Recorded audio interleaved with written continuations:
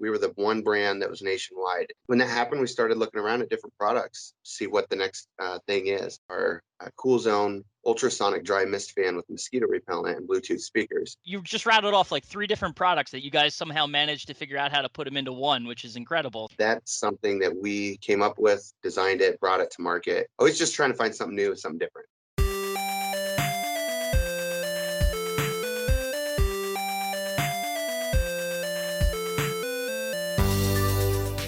It's cool to learn that our dedication and commitment to serving family-owned and operated businesses, small businesses, extends in some ways beyond just the dealer and retailer community here at Nationwide, and that's the case with SUNHEAT International. They're a family-owned and operated factory, warehouse, shipping, up and down manufacturer of a whole range of products. They made their name in infrared heaters. But they've got all kinds of things: massage chairs, SUNHEAT saunas, air cleaners. The list goes on. Fans with Bluetooth speakers attached to them or embedded in them, and just a really cool portfolio of products to get to learn about and discover as we went through it. But that right there was Josh Rookstool, the sales director for SUNHEAT International, and had a really awesome conversation with him about everything they have going on, how they've been able to stay open as a business, how they're operating through this unique time and through these unique challenges. But they also have a really cool event coming up that we wanted to be sure to spotlight, and given everything that's going on, it's a charity golf event, a charity golf outing that is coming up here at the end of July, and it'll be in its 13th year this year. And over the past couple of years and through the event's history, they've used the funds to donate to local individuals, families, businesses in need, and that's no different this year with COVID-19. As Josh will explain and you'll hear, they still haven't settled on a specific donation, like where to direct those funds yet, but it's something that as the need rises and they learn about stories in the community, they'll figure it out. And they've done a lot of planning and preparation for this event to make sure it goes off without a hitch, and just cool to learn about the history of it, of the golf outing, but also the history of SUNHEAT and what they've got going on. So a cool conversation, one that I'm excited to share. So let's just dive into it with Josh Rookstool of SUNHEAT International.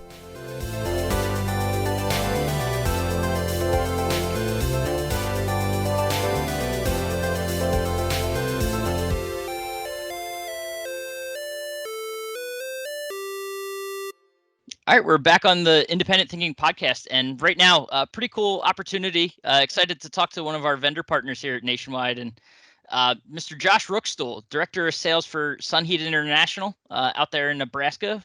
Appreciate you taking time and calling in and chatting with us today. Absolutely. Thanks for having me, Rob. No problem. So just to start right off, tell our audience, our listeners, a little bit about you and the SUNHEAT International brand. Yeah, so we are a family-owned and operated company and have been since 1954, mainly in Nebraska. We did some different products over the years, and in the early 2000s, we got into infrared heaters, and that kind of transitioned over the years into some of the products we have now, which is infrared saunas, massage chairs, air purifiers, lots of different fireplaces. We actually build one of our infrared heaters here, our most popular one here in our Grand Island warehouse. That's awesome. Well, you mentioned all those different products. How, what's it like? First of all, as director of sales, I mean, that's a lot of different things to sell. So what's it like kind of having such an interesting portfolio? It's interesting. I mean, it definitely gets, when we're at the members meetings, twice a year, everybody comes up and they look at the different products and they say, "Oh, I didn't know that you guys had this or that." So it's fun. I think it's all about health. Infrared's good for you, whether it's the saunas or the infrared chair or the infrared heaters, air purification. Obviously with what's going on at the time that we're talking about this now with COVID and everything, the air purifiers certainly are a big draw for folks and for our dealers. So But yeah, it's fun, man. And we got our massage chairs, so we can sit in there at any time. It's good. I was gonna say, we joked before we came on that sitting in one of those, you walked me around your store, your office there a little bit. I got to see some of the massage chairs. Be a pretty comfortable podcast to do that. Maybe next prime time when we all get together, we'll That's get that rolling. absolutely. No, but how so did the company start with like a particular sort of, not to say that you're not focused, but like a focus on one product and expand into these things? Like how did you guys expand into so many different categories? Excellent question. So I'll try and keep it shorter than my dad would have. So my grandparents started in 1954, and it was primarily a uh, hardware shop that turned into a sewing machine, clothing, helping sewing up things at that time, I guess. We got into Singer sewing machines, and through the 90s, we were the largest sewing machine distributor in the country, besides, the Walmarts and some of those guys. Um, Sewing machines became kind of a dead end product. People just don't use them anymore. So we were looking for other products, and he sold the infrared heaters in the early 80s. We got back into that, and that's when we started manufacturing the SUNHEAT, and it kind of took off from there. So we did really well with those. It wasn't long before, just like everything else, there was some folks that wanted to drive the price down, drive the quality down with that, like with any product. And when that happened, the bottom kind of fell out. There was over 250 brands, so we were the one brand that was nationwide, and then over 250. And when that happened, we started looking around at different products, trying to see what the next thing is. And one of the things that I didn't get a chance to talk to you about, that maybe I can show you sometime, we can walk over there, is our Cool Zone ultrasonic dry mist fan with mosquito repellent and Bluetooth speakers. And that's something that we came up with, designed it, brought it to market, and have sold tens of thousands of them. It's an awesome product. So always just trying to find something new, something different. So kind Yeah, of a long. no, it's cool though, because I mean you see those kinds of things, and like you just rattled off like three different products that you guys somehow managed to figure out how to put them into one, which is incredible. So, I mean, is there like one, if you had to pick the one thing that is kind of like your key product, or what people come to you most for, what would that be? Well, it's still the made in Nebraska infrared heaters behind me here. As far as the nationwide members, we sell an awful lot of uh, the mist fans. Probably is one of our best sellers at the show each year. Yeah, and then everybody wants a chair at least for their house or a sauna. So we do okay with those. But the heaters, the fans, and then the air purifiers too. So, Gotcha. No, it makes sense. And you mentioned it earlier, but I feel like any conversation these days kind of ends up circling back to COVID, and everything that's done, this global pandemic we're all sort of living through right now. But for you guys, how has that impacted your business, and how, I mean, have you had to make a lot of adjustments over these last dozen or so weeks since this really set in? yeah, obviously with the shows getting canceled, we do spring and the fall with a lot of different trade shows. So we have um, 6 or 8 of them that we do each end of the year. And when that happened and everything got cut down, that's a pretty big cut into our wholesale business. That's primarily what we do. We have very strict minimum advertised pricing for our products, and so we were able to still generate some of those sales online. We stayed open. We were a essential business because we serve the hardware industry as well. So that helped an awful lot for us. We're very fortunate to be able to come to work every day. The walk-in traffic was different with the masks and, curbside. We made some videos that, we put out there saying, we're doing curbside. If you want to call, we're doing virtual uh, uh, discussions, where we can walk customers around, we can show them the different products, how they work, different things like that. So that was kind of nice. A good thing, I think, for what happened. But yeah, cut back a little bit here and there. We kept everybody on board, fortunately, but it's make it through it and be good to get back going. No, I hear you. It's strange times trying to work, for an industry. I think every industry travels, but especially in this business, it feels like we're always on the road, and to not be on the road for such a long stretch is kind of crazy. Our all the significant others around are like, wondering when the heck we're gonna leave again. It's like, when am I gonna get my freedom? So, no, I'm with you. I'm with you. But you know, something cool that you guys are doing that's kind of flipping the script, though. Obviously, COVID has impacted a lot of businesses, and certainly in this space. But you guys have a really cool event, and something we certainly wanted to highlight and talk about, and that's this SUNHEAT Open. So give me the background on that, and then we'll dive into kind of what's happening this year. Okay, so the background is this will be our 13th year, and we started out with just some friends. I mean, it was a Friday afternoon. We had 10 groups of, I think, we were doing two-sums or maybe three-sums to start. I think it was two. And it was just a way to get everybody out of the office, get the production crew and bookkeeping and sales and everybody out there, have a nice relaxing day, hang out. And over the years, it's progressed into, for us, I mean, it's a little charity event that we put on, and it's grown each and every year.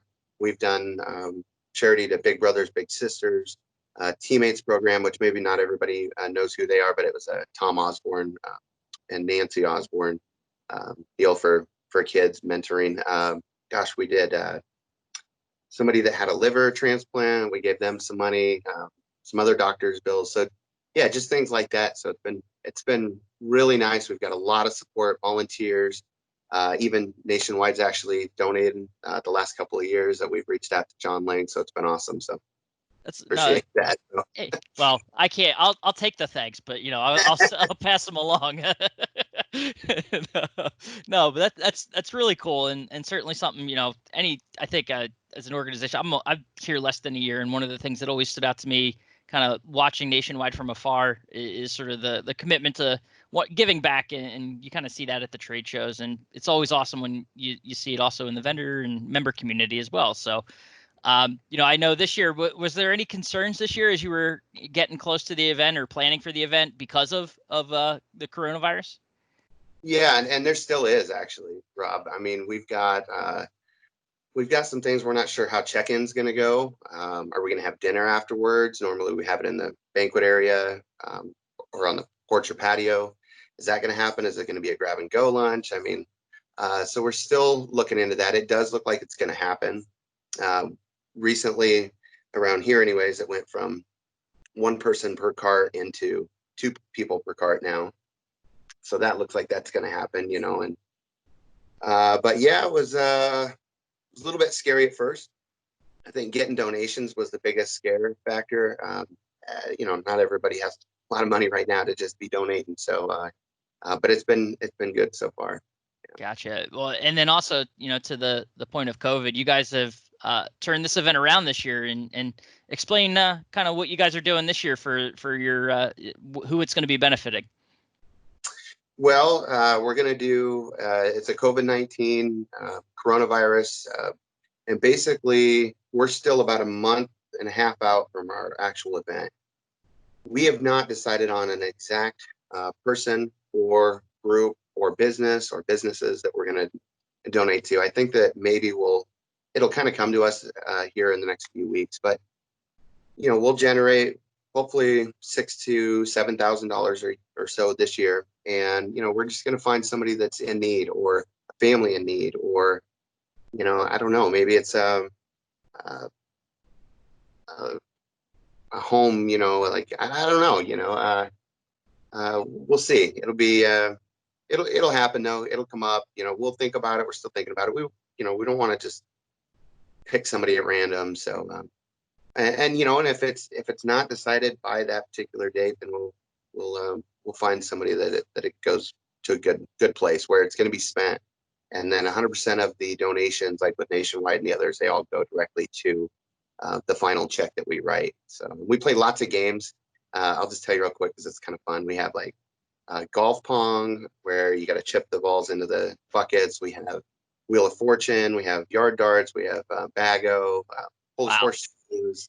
Yeah, we're doing a new one this year. It's a Plinko, and we donate like fire pits or infrared fireplaces or some different things. So it's kind of fun. Oh, that's all. You got as many games in this SUNHEAT Open as you do products in the SUNHEAT catalog. So it sounds like a fun Absolutely. time. Absolutely. You're welcome to come.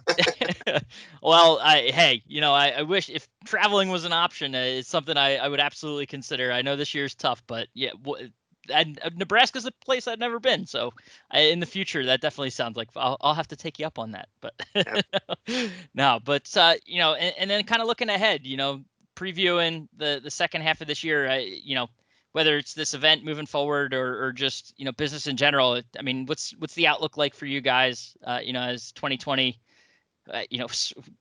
can't quickly enough, but get in our rearview mirrors here. Yeah. Well, I think that the trade shows are certainly going to help if they go on, and the virtual trade shows and the ones in person, of course, that everybody wants. That'll be important for our business because we are primarily generated through wholesale. With the map pricing that we have online, we do very little business online. It's strictly mainly for a retail price point. So, I don't know. Not saying that would change, but I sure hope that the wholesale business continues. And we're probably going to be doing a little bit more reaching out to some of the members, hopefully getting on some video chats with them. We're here one-on-one conversations with them, coming up with specials that maybe we hadn't ran before, maybe smaller quantity specials that we hadn't done before, because frankly, we call it members and we say, hey, are you ready for your 10 chairs? Well, maybe they can't bring in 10 chairs right now because the retail customer is not typically coming through the door like they used to. So, it's going to be it's just going to be a learning curve a little bit for everybody as everybody's going through it. So we're no different. So. Gotcha, certainly. And to that, to your point about talking to the members, what kind of messages are you getting from them? Just, what are you hearing from them as you're in contact? Oh, I think most of them seem to be doing fairly well. I've definitely heard that the appliance dealers are doing very well with online sales. So, the ones that have been able to transition to that and have actually, one of our local uh, members recently, they had a sale, and they did it all online versus like a normal, weekend Memorial Day sale. And they did really, really well. Their sales were up. So that's good. I think your hometown appliance dealer, the customer, they know them. Everybody knows who they are in their town. They want to support them, and you know, versus the Walmarts or Home Depots or somebody like that, I think. And we're certainly trying to do that here. So I think it's been pretty good. I think it's been tough at the beginning, but I think a lot of them that we've spoken to are really rebounded and good.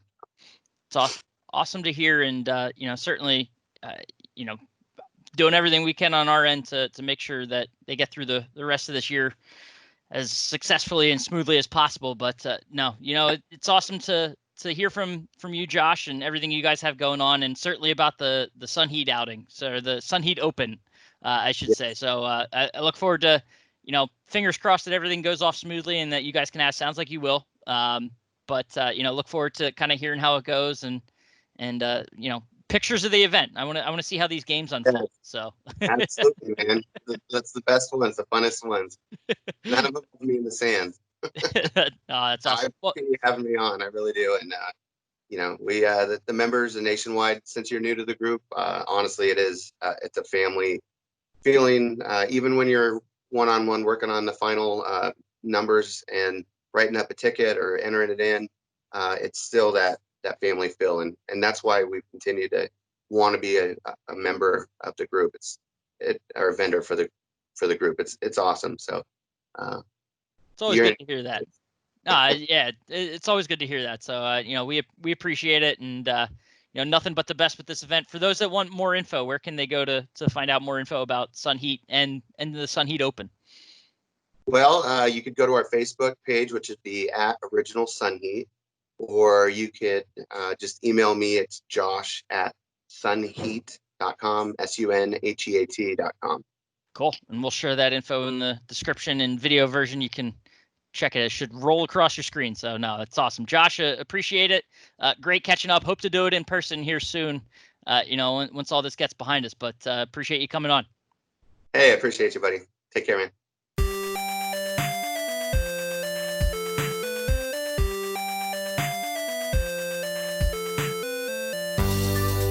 All right, and thank you again to Josh for taking time out of his schedule, propping us up, showing us around the showroom a little bit, there while we podcasted. But no, I had a great conversation. Awesome to learn about what they've got going on with the golf outing. Hope to get out there someday. That'd be awesome to, never been to Nebraska. I'm sure the golf out there sounds like it's pretty fun if they've been able to pull off a decade-plus long golf outing. So, no, cool time, and I wish them nothing but the best, with this golf outing and with their business. So, appreciate his time. Appreciate your time listening to the Independent Thinking Podcast, and we will catch you next time.